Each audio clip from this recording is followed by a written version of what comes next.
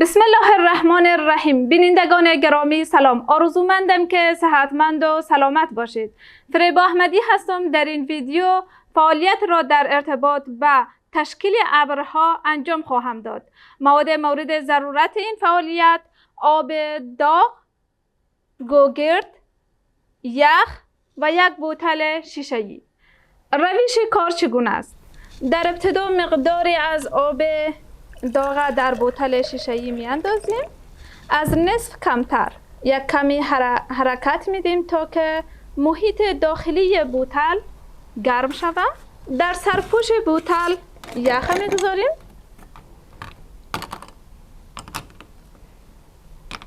سرپوش بوتل حال در بالای بوتل قرار میدیم. گوگرد روشن کرده داخل بوتل میاندازیم.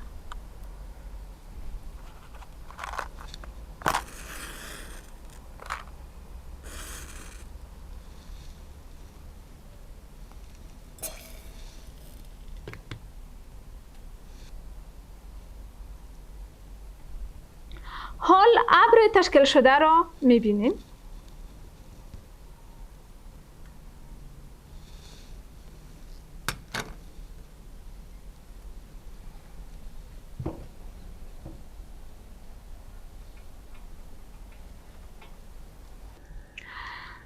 در اینجا محیط داخلی بوتل بیان کننده محیط است که ما و شما زندگی میکنیم که در آن رطوبت و تبخیرات آب سطح زمین وجود دارد که در اثر تبخیر آب اقیانوس‌ها، بحرها و دریاها به وجود می آید. و گوگرد که روشن کردیم داخل بوتل انداختیم بیان کننده آلودگی های هوا است که از اثر وسایل نقلیه، فابریکات و غیره به وجود می آید. این آلودگی ها همراه با تبخیرات موجود در هوا با همدیگر یکجا شده تراکم کرده و تشکیل ابر را می کند. و یخی که در سرپوش بوتل گذاشتیم و در دهنه بوتل قرار دادیم بیان کننده طبقه سرد اتمسفر است.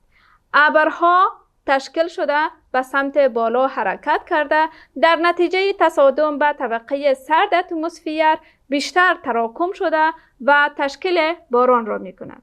از انجام این فعالیت به این نتیجه می رسیم که آبهای سطح زمین در اثر تابش نور خورشید تبخیر شده و این تبخیرات موجوده در هوا همراه با آلودگی های هوا یکجا شده تراکم کرده و تشکیل ابر را می کند.